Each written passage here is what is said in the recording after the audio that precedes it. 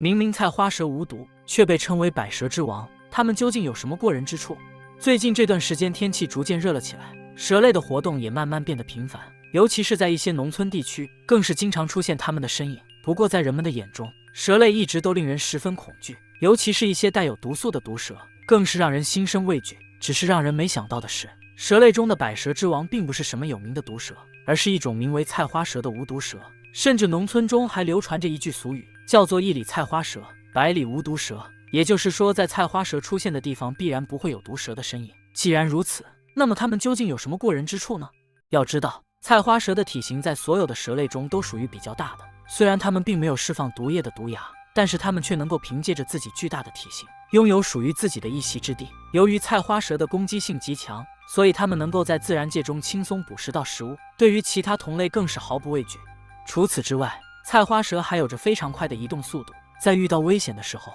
能够快速的躲开，所以这样看来，菜花蛇的生存能力还是很强的。不过它们之所以能够获得百蛇之王的称号，还是离不开人类的喜爱。对于人们来说，菜花蛇不仅不会带来危害，反而还有很多的好处，所以菜花蛇百蛇之王的称号也算是实至名归了。明明菜花蛇无毒，却被称为百蛇之王，它们究竟有什么过人之处？其实仅凭借这几种能力，并不足以奠定菜花蛇的地位。真正让它们从一众毒蛇中脱颖而出的，其实是它们身上独特的能力。要知道，毒蛇的毒素危害性极强，很多体型庞大的生物都无法承受，但是菜花蛇却能够无视毒蛇毒素的风险，对它们起到免疫的作用。甚至菜花蛇庞大的体型还能够将一部分毒蛇吓退，这就足以看出它们实力的强大。既然如此，那么菜花蛇是能够免疫所有种类毒蛇的毒素吗？其实毒蛇的毒素也分为好几种，菜花蛇并没有全部免疫的能力，它们只能够无视血液循环类的毒素，在遇到其他种类的毒蛇时，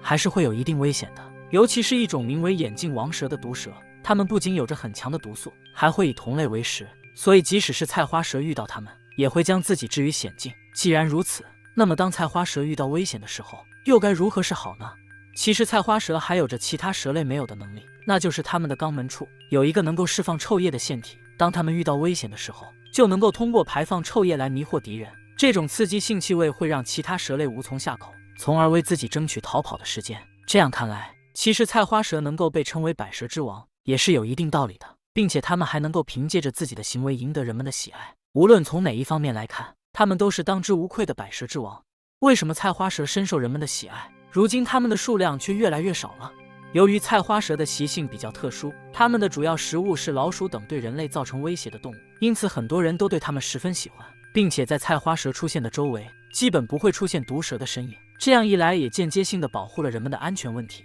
而且菜花蛇在遇到人类的时候是不会无缘无故发起攻击的。这样看来，它们对人类还是非常友好的。不过值得一提的是，并不是所有人都会对菜花蛇持保护的心态。那么它们捕捉菜花蛇又有什么特殊的作用呢？在以前的时候，农村中经常可以看到菜花蛇的身影。由于它们没有毒素，所以经常会有人对其进行捕捉，用来泡酒或煲汤。还会有一些人把菜花蛇拿到市场上进行售卖。在这样的情况下，菜花蛇的数量便开始呈下降的趋势。不过值得一提的是，造成菜花蛇数量较少的根本原因并不止于此。由于人们对土地的开发面积越来越大，严重破坏了菜花蛇的生长空间，甚至导致活下来的菜花蛇无法捕食到足够的食物，正常交配产卵都成为了一件困难的事情。所以为了保护菜花蛇的数量，早在2020年就已经将其列为了三有保护动物。如果有人随意对其进行伤害性的行为，就会受到严厉的处罚。本期视频到这里就结束了，对此你还有什么想说的吗？欢迎在评论区留言。眼镜王蛇竟以同类为食，连配偶都不放过，它们为何如此冷血无情？在自然界中，蛇类作为冷血动物一直都给人们一种十分危险的感觉。不过在各式各样的品种下，蛇类也有着强弱之分。对于大部分种类来说，它们的主要食物都是老鼠等小型哺乳类动物。不过你敢相信吗？在蛇类的食物链顶端，竟然有一种以同类为食的品种。既然如此，那么它们究竟是何方神圣呢？曾有人亲眼目睹过一条眼镜蛇被吞食的画面，而将眼镜蛇残忍吞下的，竟然是另一条体型更大的蛇类。经过人们仔细观察，发现这条吞食同类的蛇叫做眼镜王蛇，可以说是蛇类中一种比较凶猛的品种，并且它们不仅会对其他品种的蛇毫不留情，甚至对自己的同类以及配偶都可以毫不犹豫地吃下。这又是为什么呢？当眼镜王蛇进入发情期后，原本凶猛的性情就会变得更加强烈，雌性会散发出一种特殊的信息素来吸引同处于发情期的异性，但是这种时候通常都会有多只个体被吸引，从而进行一场激烈的打斗。这种争夺配偶的情况在很多动物身上都会发生，并且大部分雄性也会尊重雌性的意愿。但是雄性眼镜王蛇却十分特殊，它们一旦发现自己看上的异性已经成功受孕，或是不愿意与它们进行交配，就会毫不犹豫地将其吃掉，看上去十分残忍。所以雌性眼镜王蛇在进入发情期后，就需要保持高度的警惕，否则很容易就丧失生命。既然如此，那么当雌性成功度过发情期后，又会发生什么呢？在人们看来，作为冷血动物的蛇类必定不会有很强烈的感情，尤其是连同类都不放过的眼镜王蛇更是极品。不过令人感到惊讶的是，雌性眼镜王蛇似乎非常爱它们的孩子，甚至不惜放弃自己的生命，这又是为什么呢？作为独居动物的眼镜王蛇，成功受孕后也不会与配偶共同生活，而是独自度过整个孕期，产卵时更是需要自力更生。不过眼镜王蛇的智商非常高，为了能够让幼崽刚出生时就处在舒适的环境中，它们便会想尽一切办法，寻找一个适合孵蛋的环境，然后全心全意地照顾自己产下的卵，一直到幼崽成功破壳。并且在这段时间里，眼镜王蛇全部的心思都会放在自己的后代身上。为了防止其他动物趁它不在的时候发起偷袭，眼镜王蛇甚至茶饭不思，用尽自己身体内储藏的能量来保护后代的安全。并且在这段时间里，它们也会暂时性的丧失求生意志，就连老鼠都有可能将其打败。不过这种情况到了幼崽破壳而出后，就会全部消失，这又是为什么呢？雌性眼镜王蛇是否深爱自己的孩子，这一点毋庸置疑。不过要知道的是，一旦幼崽破壳而出，它们就必须离开自己的后代。这是因为对于眼镜王蛇来说，同类互相蚕食是无法磨灭的天性，所以它们继续生活在一起的话，幼崽必定会死在自己母亲的口中。所以为了避免这种情况的发生，眼镜王蛇就只能避免与后代直接接触。既然眼镜王蛇以同类为食，那么它们为什么不会受到其他毒蛇毒素的影响呢？作为蛇类中的佼佼者，眼镜王蛇可以说是拥有着非常强大的实力，并且在它们身上还拥有着能够免疫其他毒蛇毒素的能力，并且它们体内的毒素威力要次其他种类的毒蛇强很多。既然如此，那么它们在与另一条眼镜王蛇打斗的时候，会受到毒素的影响吗？事实上，正是因为它们的毒素或许强大，所以就算是它们自己被注射了毒素，多多少少也会受到影响。因此在与同类打斗时，它们都会心照不宣地放弃使用毒素，仅仅靠能力取胜。既然眼镜王蛇的能力如此强悍，那么为什么它们的数量却不可观呢？其实自然界中所有动物的生存状态都与人类的行为有着密不可分的关系。近些年来，人们对自然界的开发力度越来越大，所以破坏了很多野生动物的栖息环境，眼镜王蛇同样受到的影响。不过如今人们已经意识到了事情的严重性，将它们列为了国家保护动物。相信随着人们的重视，眼镜王蛇的数量一定会有所回升。本期视频到这里就结束了，对此你还有什么想说的吗？欢迎在评论区留言。老人常说蛇吃黄鳝是在找死，究竟是不是真的？黄鳝竟比蛇还厉害。对于很多人来说，蛇都是一种令人恐惧的生物，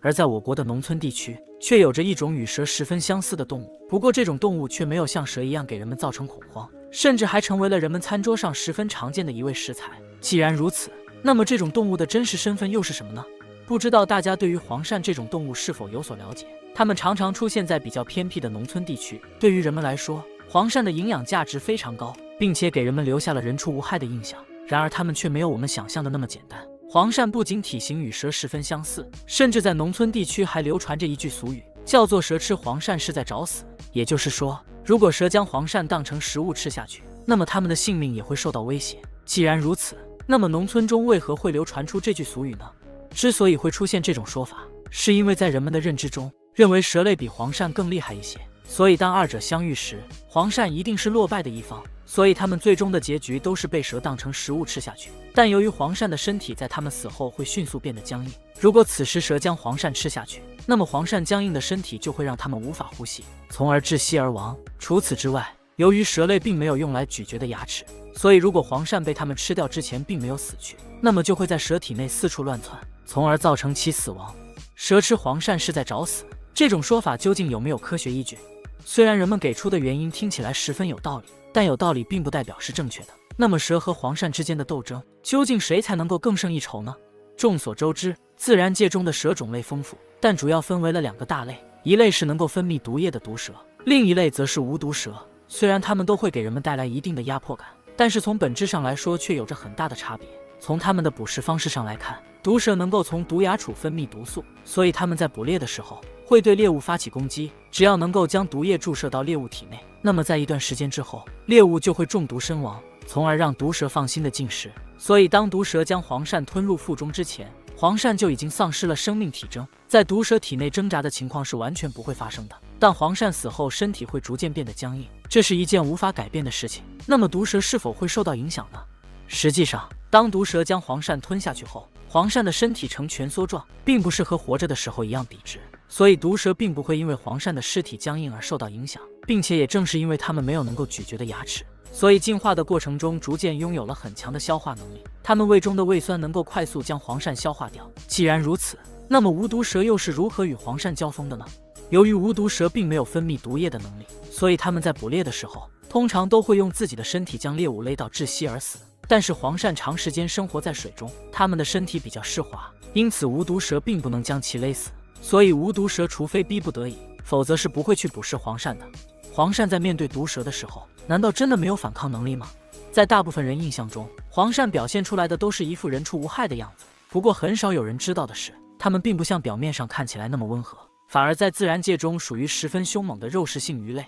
更重要的是，也曾有人在黄鳝的体内发现蛇类的尸体，这又是怎么回事呢？虽然在毒蛇的尸谱中确实有着黄鳝的身影，但是黄鳝所占的比重却不算大。由于它们死后尸体会变得僵硬，所以当毒蛇将毒液注射到它们体内后，如果没有及时将其吃下去，那么当黄鳝的尸体变硬之后，毒蛇就会无法下口。因此对于毒蛇来说，捕食黄鳝还是比较麻烦的，所以它们在绝大多数时候也是不会向黄鳝发起攻击的，只有在缺乏食物的时候才会不嫌麻烦的将黄鳝列为捕食目标。更重要的是，在农村中还有一句俗语，叫做蛇吃黄鳝比长短，意思是如果黄鳝遇到比自己体型小的蛇类，也是有可能完成反杀的。所以在绝大多数时候，蛇和黄鳝都是能够和谐相处的。值得一提的是，虽然黄鳝常常被人们用来制作药膳，但其实它们体内却有着一定的毒素，如果在烹饪的时候没有将其煮熟，是会对人体造成威胁的。因此大家在生活中一定要更加注意。本期视频到这里就结束了，对此你还有什么想说的吗？欢迎在评论区留言。眼镜王蛇以同类为食，连配偶都不放过，它们为何如此凶残？在自然界中，蛇类算是最有名的冷血动物，它们的靠近通常都会让人们感觉到十分危险。不过蛇的种类有很多，它们的脾气性格也大不相同。一般情况下，蛇类都会以老鼠、鸟类等小型哺乳动物为食，但是让人感到震惊的是，有一种蛇竟然会吞噬同类，甚至连自己的配偶都不放过。既然如此，那么这种蛇的真实身份究竟是什么呢？一提起凶猛的毒蛇，相信很多人首先想到的都是眼镜蛇等比较有名的品种，而我们今天所讲的主角与眼镜蛇的名字十分相似，人们将其称为眼镜王蛇。这是一种十分凶猛的毒蛇，作为独居的冷血动物，眼镜王蛇大多情况下都喜欢一个人生活，并且它们对于自己的领地有着很强的占有欲，绝不允许有其他生物进入自己的地盘。一旦它们发现了其他蛇类的身影，如果对方的体型比自己小，那么它们就会毫不犹豫地发起攻击，并且在获胜后将其尸体吃下。虽然眼镜王蛇大部分时间都是独立生存的，但是它们为了能够将自己的基因延续下去，进入发情期后也不得不主动出击寻找配偶。然而与其他物种不同的是，眼镜王蛇求偶的方式十分暴力，并且不会考虑到雌性的感受。进入发情期后的雌性身上会散发出一种特殊的气味，能够吸引到异性前来交配，但是这种情况下很有可能同时吸引到很多雄性。为了争夺交配权，它们之间免不了要进行一场打斗，获胜的一方就能够获得交配权，并且雌性面对雄性的交配请求几乎没有拒绝的权利。一旦它们表现出抗拒的姿态，或是在这之前已经成功受孕，那么雄性眼镜王蛇便会恼羞成怒，直接将其吃掉。眼镜王蛇冷血无情，那么当它们的幼崽出生后，是否也会惨遭毒手呢？眼镜王蛇面对同类时如此残忍，甚至连已经怀孕的雌性都不会放过，那么它们在面对自己的后代时又会是怎样的态度呢？一般情况下，交配完后的雄性并不会继续与配偶生活在一起，发情期结束后它们便会回归正常的生活状态，所以绝大多数情况下，雄性眼镜王蛇都是不会参与后代的养育的，而雌性的整个孕期都是它们独自面对的。虽然眼镜王蛇在我们看来十分凶猛残忍，但是雌性对于自己的幼崽可以说是倾尽了所有的心血。为了能够让幼崽有一个适宜的孵化环境，眼镜王蛇会寻找一个合适的环境，并且想尽办法创造出一个合适的环境，并且在整个孵化的过程中，它们都不会离开自己所产下的蛋，甚至为了能够让幼崽安全的被孵化出来，它们甚至会放弃进食。不过这并不代表雌性眼镜王蛇就能够与同类和谐相处，在幼崽被孵化出来后，雌性眼镜王蛇也会慢慢离开自己的孩子，这又是为什么呢？其实这是因为吞食同类算是眼镜王蛇的天性，它们无法控制自己的这种行为。如果继续和自己的后代生活在一起，那么刚出生的幼崽必定会被自己全部吃掉。因此，为了能够让幼崽安全的生存下去，雌性眼镜王蛇就只能选择离开。眼镜王蛇的战斗力如此强大，为何它们在自然界中的数量却依旧不太可观？要知道，眼镜王蛇之所以拥有着如此强悍的能力，是因为它们不仅拥有着免疫其他毒蛇毒素的能力，而且还拥有着一种极其强大的毒素，就连大型哺乳动物都能被轻松杀死。所以在与其他毒蛇战斗的时候，它们占据着很大的优势。按理来说，这样一种强大的生物，想要在自然界中生存下来应该是比较轻松的。但让人没想到的是，眼镜王蛇的数量并不多，甚至还面临着很大的生存危机。既然如此，那么造成这种情况的原因究竟是什么呢？事实上，刚出生的眼镜王蛇就已经拥有了吞噬同类的天性，并且它们并不会因为对方与自己有血缘关系就停止发动。因此，眼镜王蛇幼崽在抵御天敌的同时，还需要时刻提防着自己的兄弟姐妹。所以，失去了母亲的庇佑之后，能够顺利长大的眼镜王蛇数量并不多。除此之外，人类的行为也深深地影响着眼镜王蛇的生存环境。由于人们不断地开发土地，所以导致适合眼镜王蛇生存的空间越来越少，栖息地的破坏导致它们的交配繁衍也受到了影响，因此自然界中眼镜王蛇的数量才会日渐减少。本期视频到这里就结束了，对此你还有什么想说的吗？欢迎在评论区留言。曲普文新征稿了。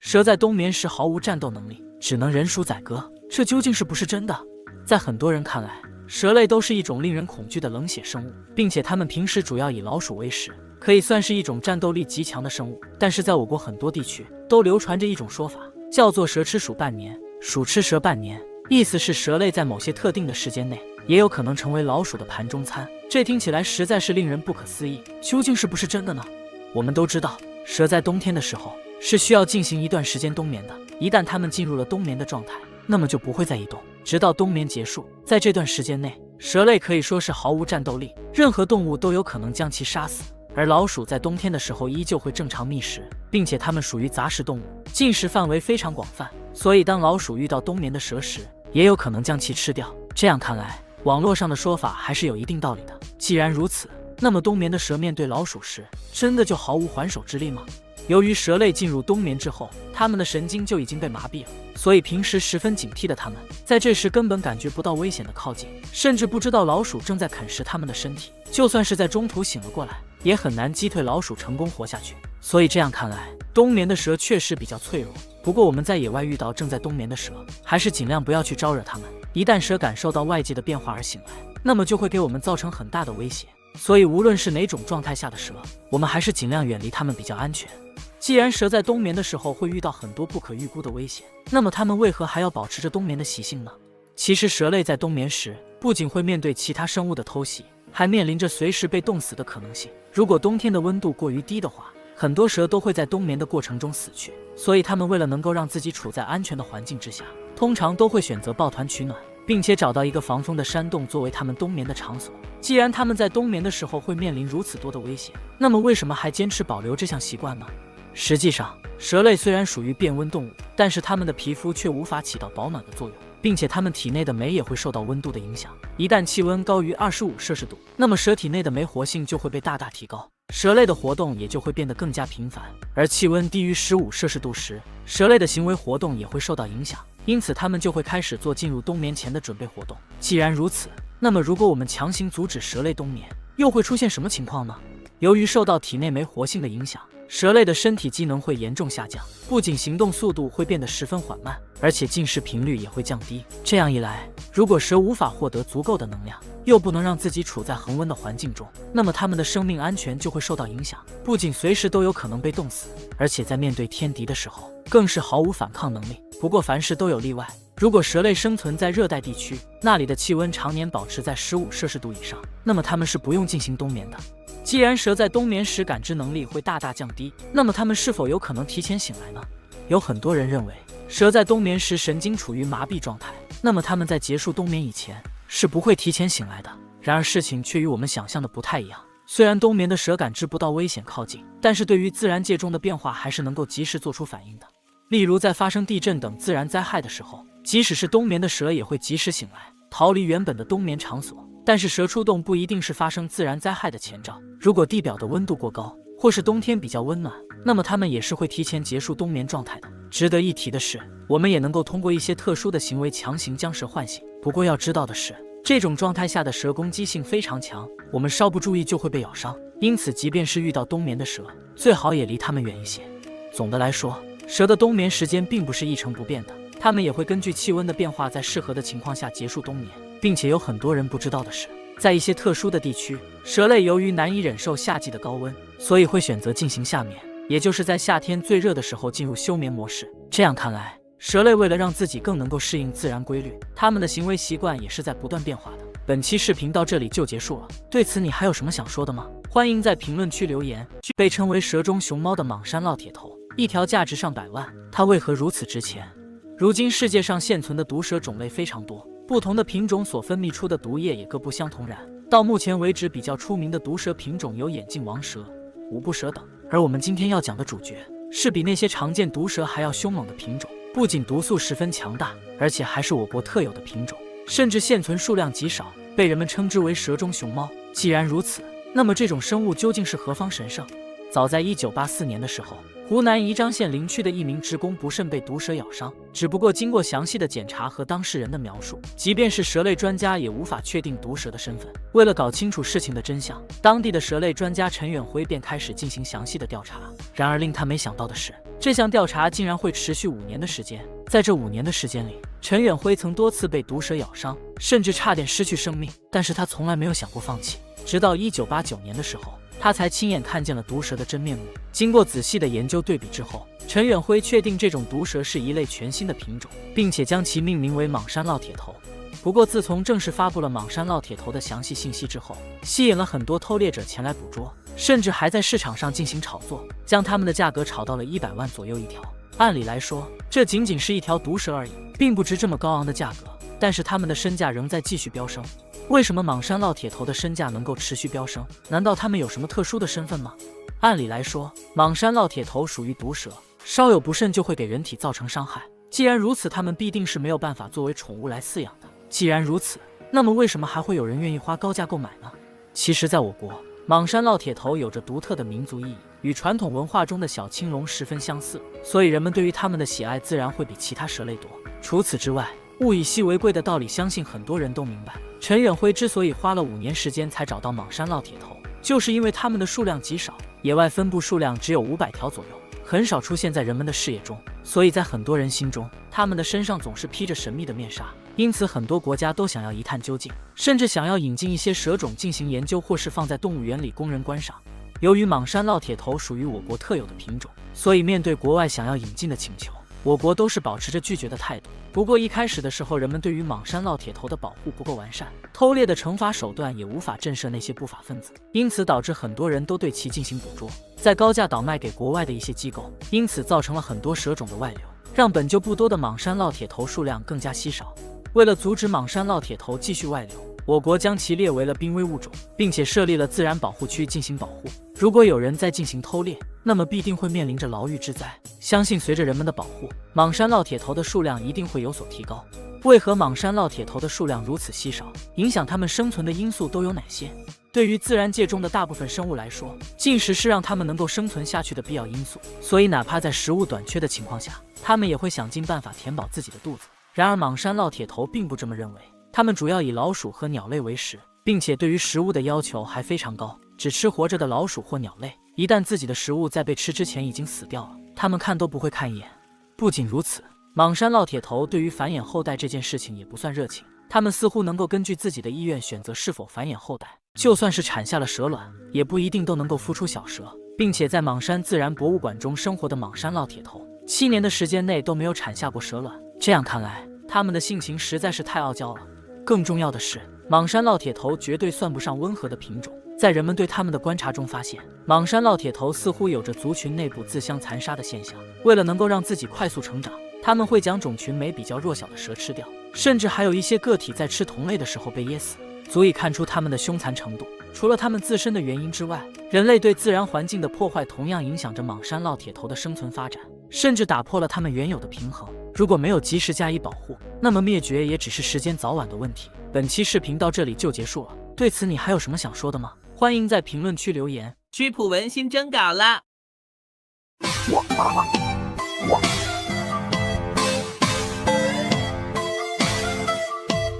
老话常说蜈蚣鸡母蛇，这句话是什么意思？有什么特殊的寓意吗？蜈蚣鸡母蛇是一句流传了很久的俗语，不过有很多人都不太理解，这明明是3种完全不同的动物，为何却会被人们相提并论呢？难道它们之间有着什么特殊的关系吗？事实上，蜈蚣鸡母蛇指的是它们之间存在着一些不可割舍的联系。总结来说，就是这3种动物存在着相生相克的关系。众所周知，自然界中的大部分生物都有着它们的天敌，并且遵循着自然界一物降一物的法则，而蜈蚣鸡母蛇恰好就将这条自然法则体现得淋漓尽致。首先是蜈蚣和鸡之间的关系。我们都知道，鸡平时主要以一些虫子为主要食物，而蜈蚣恰好就是其中一种。不过让人感到奇怪的是，蜈蚣明明属于有毒的动物，为什么它们所不会对鸡造成伤害呢？其实这是因为蜈蚣和鸡之间有着体型上的差距，而蜈蚣要想让自己的毒素对鸡产生影响，就需要将自己分泌出的毒液注射到它的体内。然而由于蜈蚣的体型太小，就只能从鸡的爪子上下口，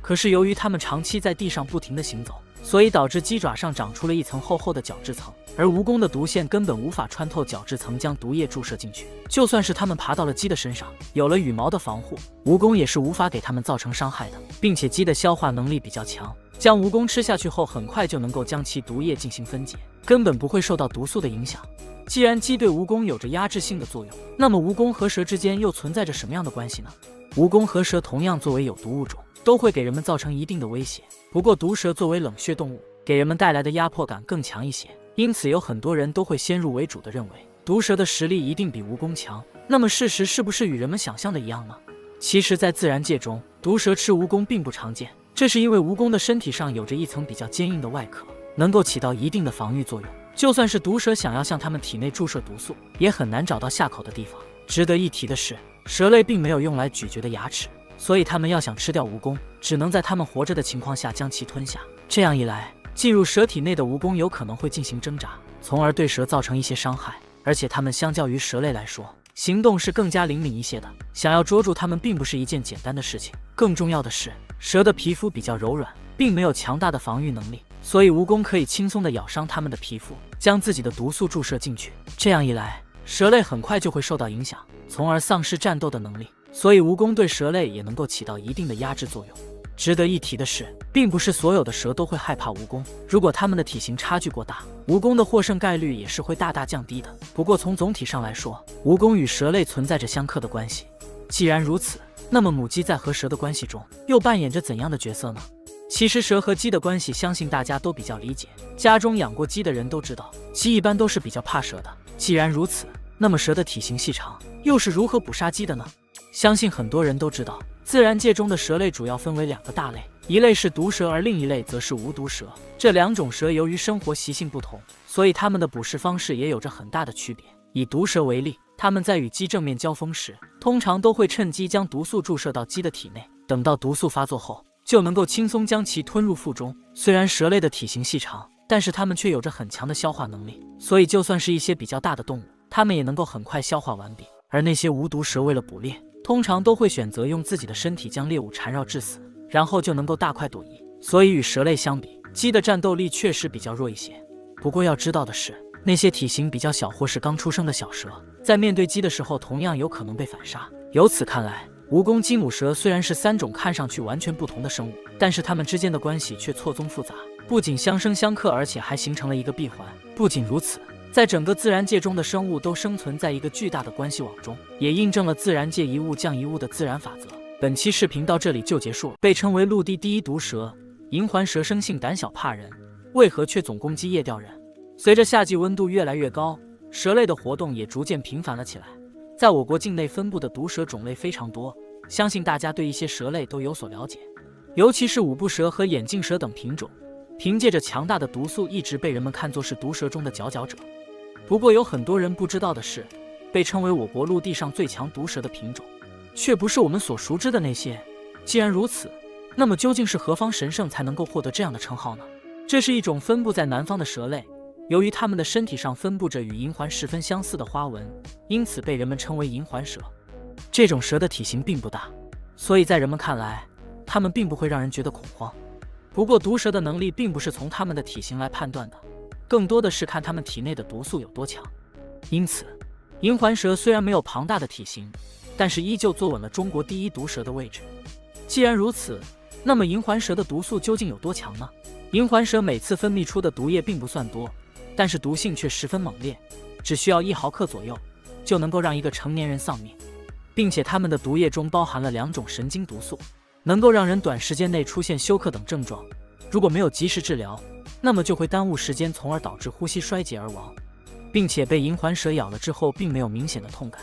所以很难让人们及时察觉，因此就会耽误救治的时间，从而大大增加了被银环蛇咬了之后的致死率。银环蛇生性胆小，却总会攻击夜钓的人，这又是为什么呢？虽然银环蛇的毒性非常强，但是生活中被银环蛇咬了的案例并不多。不过基本上所有被银环蛇伤害到的人，都是在夜晚被咬伤的，尤其是那些喜欢夜钓的人，被咬伤的几率更是会大大增加。可是银环蛇的性情并不算凶猛，那么它们为何却总是频繁攻击夜钓人呢？其实这和银环蛇的生活习性有很大的关系。由于银环蛇属于昼伏夜出的生活习性，所以它们常常在夜晚外出觅食，并且它们比较喜欢生活在有水的地方，因此夜钓人就总会与它们相遇。